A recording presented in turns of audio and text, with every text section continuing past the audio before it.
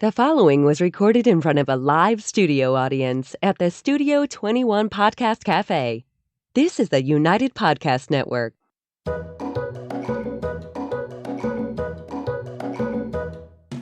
Welcome to the Quirky Dog Podcast, inspired by some of the quirkiest dogs you can ever imagine and the owners who love them. This podcast is brought to you by the quirky couple themselves, Scott and Jess Williams. Their aim is to educate and entertain. Here's Scott and Jess. Welcome, guys, and happy Wednesday. We are going to talk about cueing systems in dog training today, and we are super, uber, overly excited about it. I can't wait to get into this conversation. Yep, but first, we're going to start with the quirky tip of the day.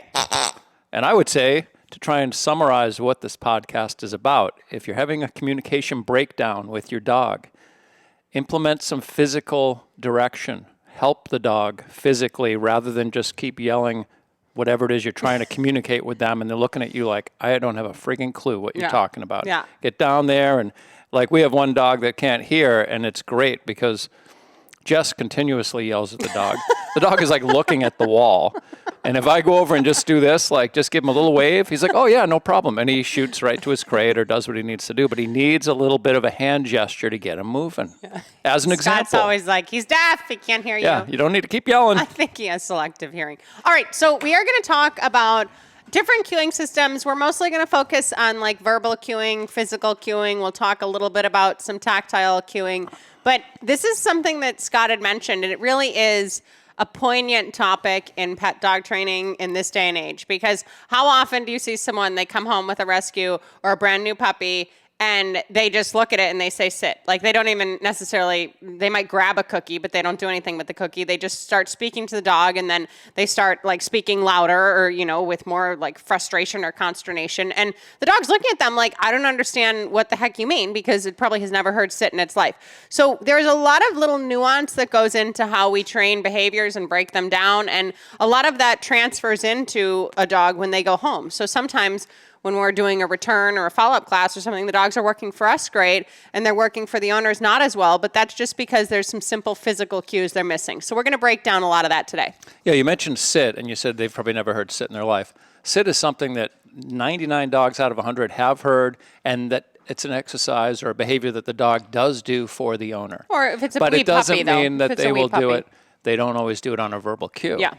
They do it typically because as a puppy, they had food in the hand, they lured the sit, and this becomes the physical gesture. Mm-hmm. So the dog does it when they do this. And Scott will do that a lot. We'll get a new dog in, and, you know, we'll have him next to us, and he'll say sit, and the dog won't do anything. And he just immediately goes to, like, lifting the hand, like, with food or without, or maybe saying it then. And I would say 5 out of 10 times the dog does then take the physical gesture, and they're able to sit. Yeah, they're accustomed to seeing that. So we wanted to discuss the verbal cues, the physical cues, even sounds like whistles and things like that, pigs, you know. And the tactile stuff, because there's a lot of stuff out there that when you're touching your dog in a certain way or you're cueing them in a certain way, it really changes them, but it has to do with physical touch and how you're maybe creating opposition reflex or how you're calming them against your legs or whatever else. All right, so let's talk about this. I want to Go ahead. Just touch on that tactile cue.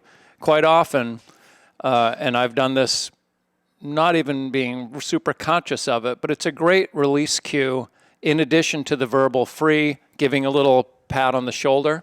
And it's nice because the dog is expecting both cues to be released. So they're not going to break thinking they heard someone say free. I mean, they associate free, and I'm using the example of the dog is on a dog bed, a pet cot.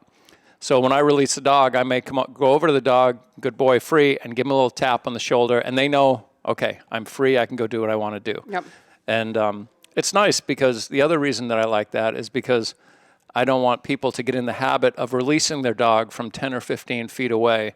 The dog is running off the bed to the people and getting rewarded, whether it's jumping on the people, getting a treat, because now they're excited about running off of a bed that we want them to stay locked into. Yeah, it is a nice way to double cue them that the exercise is over. So let's talk about when you were doing a follow-up class the other day and the client was directing the dog to the bed and how there was a little bit of loss in communication. There was a lack of direction to the bed, and that's what made me think about this. The dog knows to get on the bed. and stay on the bed. It's not a problem. It's a fairly easy behavior to teach. But it was new. I had the dog, Jess and I had the dogs for a couple of weeks. And so what I tell everybody is before you incorporate the the verbal cue, you want to make sure the dog can actually do it with some physical help. And so I tell people, I always use the analogy, it's like a plane coming into the runway. So you're not going to tell the dog with the verbal cue of place or bed or spot until the dog's actually moving towards it. You know it's going to happen. And as soon as you say it, it's done. The dog is here in bed, they're on the bed, they're getting the treat. And then you can put that the verbal cue to that easier, and you're starting to phase out your physical gesture. But even that being said, if you're in the kitchen and you have food all over your hands, the dog's under your feet, and you want to get the dog on their dog bed, I wouldn't just stand there with my hands up in the air looking at the dog saying, bed, because the dog's looking at you. They're distracted by you got food and whatnot. I'd say, come on, let's go. And they would come with me towards that direction of the bed. And when there's a straight line where the dog can see it, then you can say bed or place, and the dog is already in motion going towards it. And it's also the same thing if a dog is lying comfortably in the sun by a door, and they're just really comfortable. Giving them a straight verbal cue, they're typically not going to get off their ass, even if they know what to do. They're like, hey, I'm just really comfortable here. So you want to, come on, let's go. Get them up and moving. Now they're moving. Now you can give them a verbal cue, assuming that they have a very good understanding. And the exceptions to all this would be a highly trained dog, and I'm talking about a service dog that maybe a quadriplegic owns this dog. They're not able to give a lot of physical cues. And that dog has to be highly trained, where you just say, hey, Rover, turn on the lights. Dog gets up off his butt, goes over and flips the light switch for you. That's the epitome of the straight verbal cue without motivating. You're not going to get in treats first. Because you can't. And the dog is a working dog. Yeah, and the verbal stuff is more difficult than people realize. Like, to have dogs on straight verbals is not just a hop, skip, and a jump. You're normally doing something, a little bit of a cue with your hands, a little bit of a cue with your body somewhere. Maybe you're looking a certain way and everything else. And the dogs really pick up on that stuff. So then when you're just stoically sitting there, barking commands, asking for commands, whatever else, the dog may have some confusion and some fallout because they're so used to seeing that physical presence. And this is something I think that dogs learn by the physical cues easiest. They're able to see a cookie, see it go over their head, they sit, they see the cookie go to the ground, they lay down. It's the easiest system to implement. And yes, we want to then label what those cues are that we're doing and luring with treats and everything else. But just going on a straight verbal is quite difficult. It's very hard to have a lot of verbals on a dog, I would say. Well, I would say it's not a natural way for dogs to learn. Yes. Dogs learn by physical activity with each other. If one dog wants to play with the other dog, they don't say, hey, you want to go play? They do a play bow. Yeah. And that's the cue. Oh, this dog wants to play with me. Now, that dog can make a choice of walking away or engaging, but they know exactly what's up when that other dog starts play bowing around them and bouncing around and being all playful, Yeah, no, it's true. That's basically my behavior all the time. You play bowing on the podcast is a whole new thing over here. It's very exciting. All right, let's pull up this video super quick. I took it this morning. This is my dog, Sink, and we were just talking about dogs that have verbals, and Sink probably had the most of all of our dogs. So I am just sitting there with a ball. I'm trying not to cue too much, but to us, this is like verbal cueing and a dog just working on verbals only. Spin, good. Spin, good. Turn, sit, free. Good girl, out. Sit, down, back, free. Good. Out, back. Good. Free. Bark. Good. Ready? Around. Good girl. Get it. So maybe I was doing some minor things here or there. The reason that she was spinning and again, and then she had to sit turning away from me is because she was anticipating me to cue her that one way. And it was interesting when I was doing this morning, I edited the first video because she backed and she barked right after she backed, but she wasn't able to physically back without putting herself in a down first. So that must be a pattern for her that she's used to pushing out of a down to back up. But these are little games that I played with her. She's going to be 12 in March, and this is little like just BS stuff that I do is brain games and teasers to keep her thinking and keep her sharp. But it's difficult to have to discern all these little things when I'm not sitting there and helping her at all. So when we're talking about verbal communication, verbal cueing, to me, that is like you're doing absolutely nothing with your body. You're like dead as a doornail. Even maybe holding the ball is more of a cue than it should be. And the dog is just listening to the verbals. Yeah, and I would say it's really not necessary, I don't believe, to get your dog to work at the level that Jess's dog does. But it's necessary to understand how to communicate with your dog. Yes. And that's the most important thing. When I was involved in dog sports, we were not allowed to use any type of physical cues.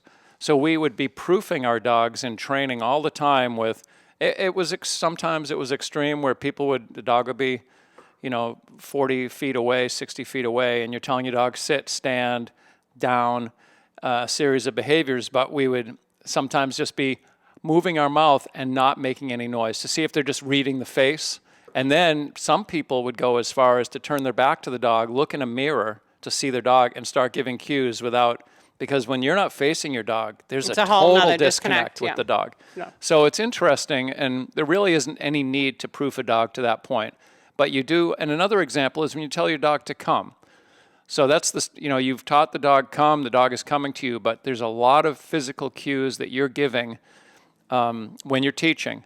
You want to be careful not to just go completely cold and not give, now just stand there stoic and say, dog, come, and they look at you, and for a second, maybe there's that disconnect.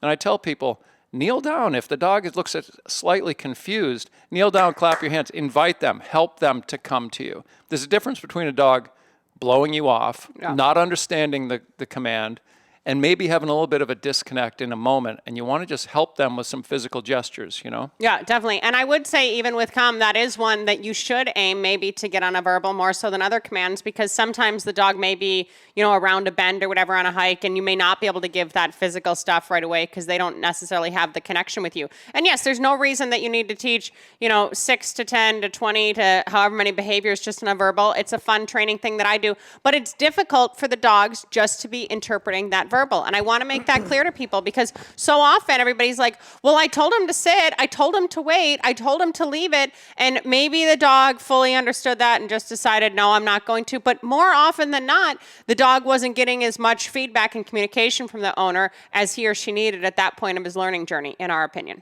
Yeah, and I would say another, not an issue, but another thing to consider with Jess's dog in that short video, she had the reward object right in front of the dog. The dog wanted the toy. So the dog is thinking and focused, and what do I got to do to get the toy? Spin, okay, I got to go right, I got to go left. So the dog is processing quickly. If you can get a dog to that point, if you take the ball now and toss it over to the right, and then tell the dog to do stuff, now that toy is a distraction being off to the right or left of the dog, and the dog is now thinking, oh shit, can I get that toy? Or do I have to listen to her? Or what do I got to do? So there's all these proofing things that you would do to get the dog on a straight verbal where you don't have any food in your hand, you don't have any toys, tug toys, balls, or anything like, and the dog is working. But you want to make sure you have the dog's attention, even with a dog that is highly trained.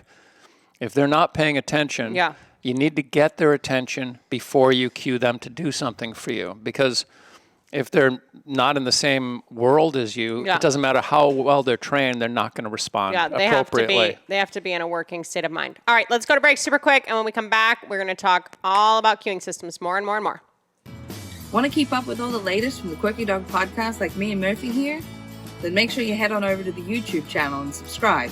Or if you prefer to listen to the madness, go on over to iTunes or Spotify and follow the Quirky Dog podcast. And hey, while you're there, leave a rating and review and let them know what you think of the show. Until then, keep it quirky. All right, we're back. Okay, let's talk about some tactile communication. So what are some of your thoughts that you like? What do you consider that you do as far as tactile communication, either with pet dogs or your dogs? I know you talked about releasing dogs off the bed and patting them, but what are some other examples that you use, you think? Well, I personally don't use a lot of tactile. I can give you some theoretical or some things you could do. Like if you had a dog that's deaf, we could use an e-collar and the vibrate mode to get the dog's attention when they're not looking at you.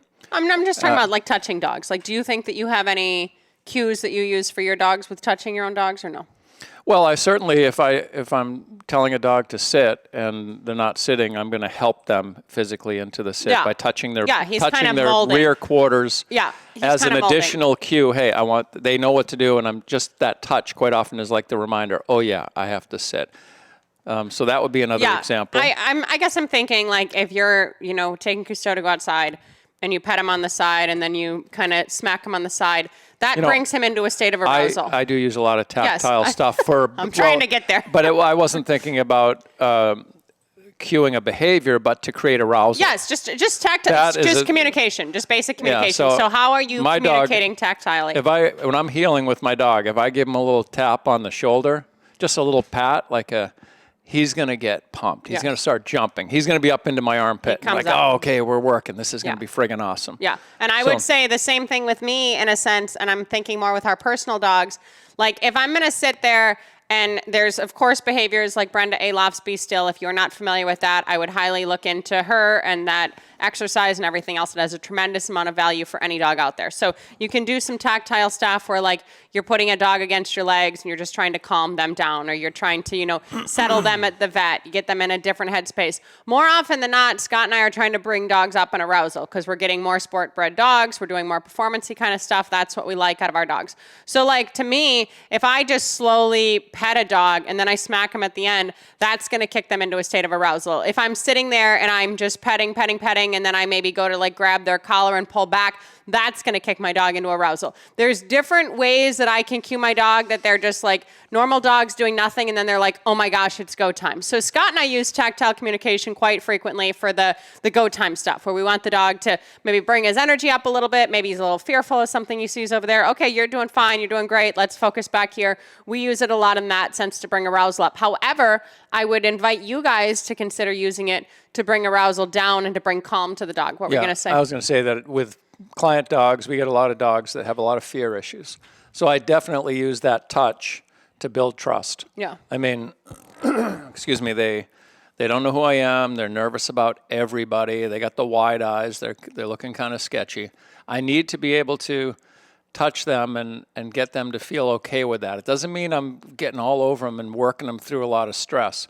But just when they're taking treats from me, I'm going to give them a little caress on the head. Good boy, come on. And just start to get that physical communication going, because that's a bridge there. You can, with dogs that are fearful, you can accomplish a lot without ever touching them. Yeah. But you want to build trust. Yes. You want them to feel safe with you. Yes. So I want to be able to touch them and have them feel like, oh, I'm okay with this person. He's my friend. He's not someone that's out to harm me in any way. Yeah, no, definitely. And, you'll see it sometimes with dogs and owners when they're working in a behavior. Maybe they're working on loose leash walking. Maybe they're working in the bed. And the owner goes to praise the dog physically, just even pat them like Scott's talking about, or scratch their head. And the dog gets all squirrely or totally breaks out into play, jumps off the bed, flies out of loose leash walking position and everything else. So you're learning a lot about the way the dog and the owner communicate in that sense too. Any kind of physical petting or physical touch is making the dog feel like, oh my gosh, it's playtime, we're over it. So then maybe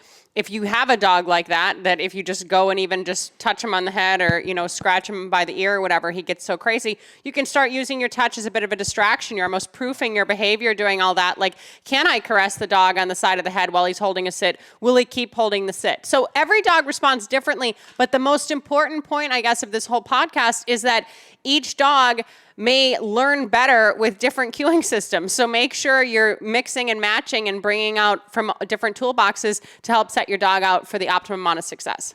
Yeah, and I will see, getting to the audible cue, that with our own dogs, with my dogs, the foundation of their come command is a whistle. Yeah. It's a sport, it's like a soccer coach's whistle. And the reason for that was primarily because it was used in the sport that I used.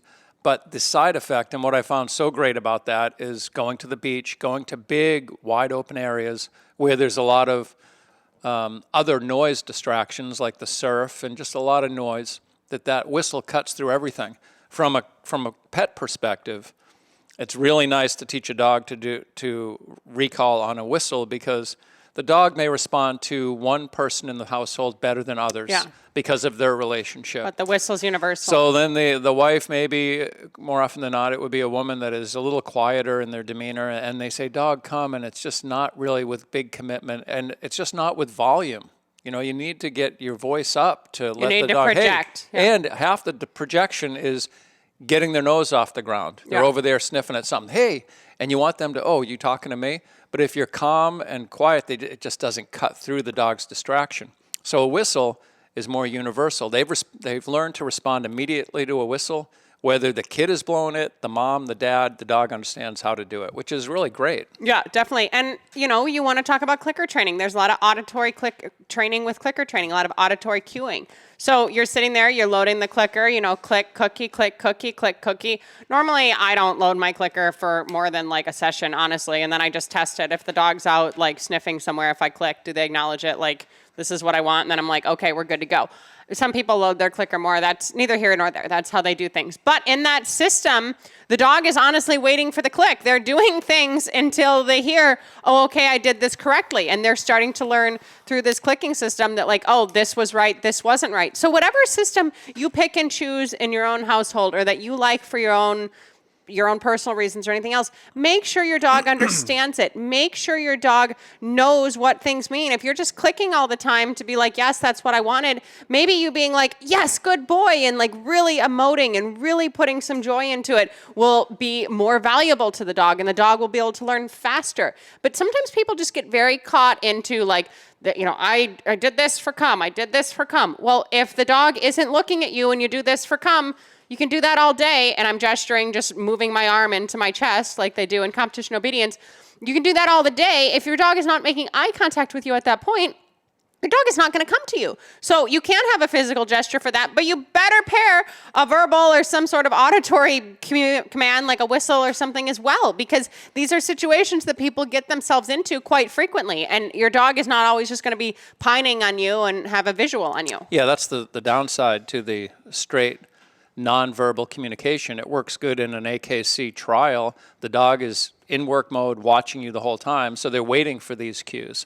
But when they're out in the real world playing, they're not looking at, hopefully they're not constantly burning on you, because the dog doesn't have a life. He's just looking at you all the time. What do I do next? You know, you want him to be able to be free and get out and have a life. And these nonverbal gestures that we're talking about, these physical cues, if you will, think about how you act in your day-to-day life as well, because you're doing a lot of things to cue your dog. Like if your dog pops up from a nap and runs in to go to the kitchen and you haven't even put your phone down yet, maybe you uncrossed your legs. Maybe you put your glass down. Maybe you put your phone on a charger. Who knows? But you may have certain patterns that your dog knows better than you now. And they're like, okay, I understand. Like she's done all this and now we're going to go in and eat. So be conscious, especially if you're trying to change a behavior within your dog, of the routine cues, physical cues that you are giving. We have a client right now that in the morning, you know, they go to take the kids to school and the dogs get all excited about that. And Scott's like, just break that down. Like break that down into micro behaviors, see what sets the dogs off, maybe just work one dog at a time and really figure out where the cue becomes. Maybe it's the kids picking up the backpack. Maybe it's putting the shoes on. Maybe it's putting the plates in the sink. Who knows? But break down when the dogs are really keen on, oh, this is what's next. Because we don't want them anticipating. We want to be the ones that can kind of call the shots. And yes, we all have routines and dogs all fall into behaviors and everything else. But if there's something you don't like, you're really going to need to break down your physical behavior into little micro behaviors, as far as I'm concerned. Yeah, and I will say, you know, just thinking about when you were talking, I was thinking the best trainers I know are really physical trainers. Yeah. They are giving the dog they're giving the dog physical communication that is just making the dog so excited to be alive and working with this person. And it's a gift. I mean, these people are just like, they're able to communicate and physically with dogs that other people can't even touch sometimes. The dogs look at most people and like, what the fuck's wrong with you? Yeah, and they just get right in there and create a relationship very quickly, which is, it's a talent, and it's something that they've maybe naturally, they have a lot of natural ability, but they've got a lot of training and a lot of experience so that they are reading dogs. It's not like they're not reading the dog. They know what's up, you know? But that's one thing that the average pet client that I work with, they don't have that kind of relationship. They're doing a lot of physical touch, but to such an extent, the dog doesn't care anymore. Yeah, it doesn't have the same meaning. And I tell people, when you're going to reward this dog, and if it's going to be with get on the floor and play, really make it a fun thing, and then don't do it just out of the blue all the time where the dog could care less. It's like, oh, you're on the floor. I think I'm going to go over here and lay down in the sun because you're just kind of annoying to me. Yeah, no, it's true. And these things that are popping up, and Scott's right, thinking about some of the best trainers I know, there is a lot of physical touch going on, especially in the learning phases. And yes, in IGP or in competition obedience or, I don't know, rally, wherever you want to think that you have healing that you really like to see. Some dogs have beautiful healing in rally. I know it's not always heads up, but whatever. All of this like really like stoic presence from the handler, that wasn't how they started when they were teaching it, right? Like there's a lot more interaction and tweaking of the body and everything else. All of that stoicism comes in at the end. And just be very conscious, going back to this quirky tip and what Scott said at the beginning, if you are having fallout by just using a verbal, use a physical gesture. And if you're just using a physical gesture and it's not helping, amp up your physical gesture. I'm thinking like how many people just look at the car door and they're like, get in. And the dog's like, hell no, I'm not jumping in the hatchback. This is a new car. It's dark in there. I've never been in here before. No, I don't want to get in the back seat. And somebody just points again, like, get in. They're just doing, like, no, like, move towards the vehicle with your dog. Bring the dog with you. Like, you guys are a team. Create some energy heading towards this vehicle. Don't just keep repeating the same thing and pointing with more vigor and everything else. Help these dogs see what you mean. Teach them, just like we do so often with young children. You're going to grab a child and help move them over here and show them what you mean. No, you're going to sit in your high chair. The dogs sometimes need that as well. And we're more hands-off with dogs, and I'm not quite sure why that is. But the more that they're used to us being up in their business and touching them and directing them, the better the bond is typically. Yeah, and I would say that the more hands-off you are, like if you have maybe you're new to dogs and you've taken some courses in clicker training and how animals learn and how a chicken learns and how you can train a fish to do things, it becomes really clinical.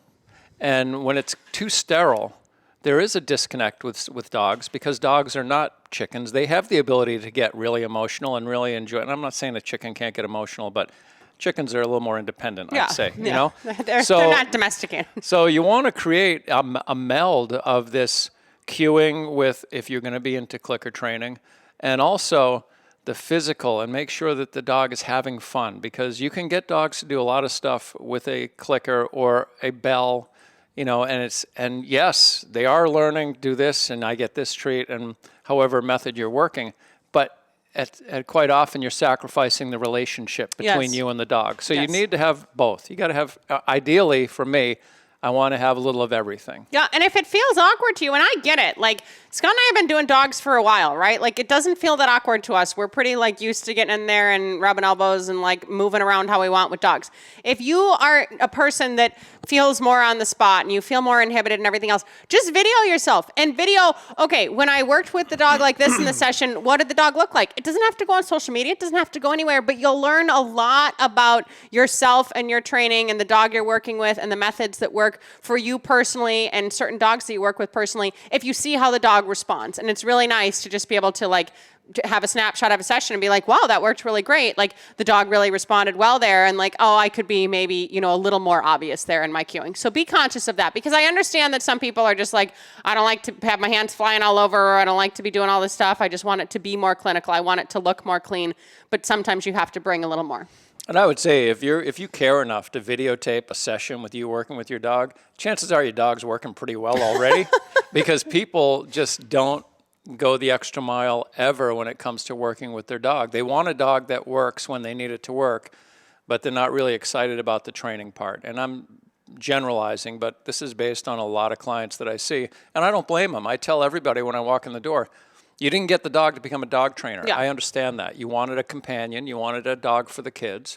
But there's ways of getting this dog to work with you and with the kids that doesn't involve a lot of extra time at all, because you're putting time in. It's just the quality of how you're interacting with the dog is what we need to focus on. Yeah, 100%. You guys, if you have not thought much about cueing systems and not thought much about all of these different options, start thinking about it as you're interacting with your dog, as you're hiking with your dog, as you're doing little training sessions with your dog, as you're doing your daily routines with your dog.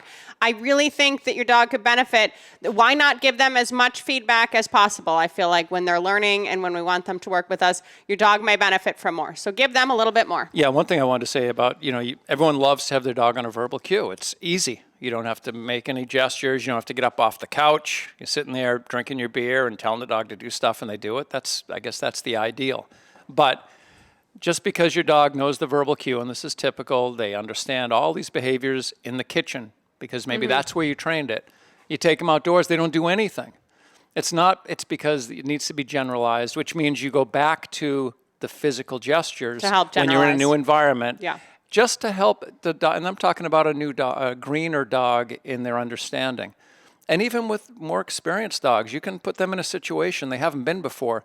Use the physical gesture along with the cue or even before the cue. But if you see a disconnect there because they're preoccupied with their feet, because they're standing on mud or gravel or tile, a puddle, something that they're like, this sucks, I'm not sure what's up here, they're not going to be responding to physical or verbal cues if they're real young in their understanding and whatnot. Yeah, that's true. When it gets tricky, go back to the foundation. All right, you guys, thank you so much for joining us this Wednesday.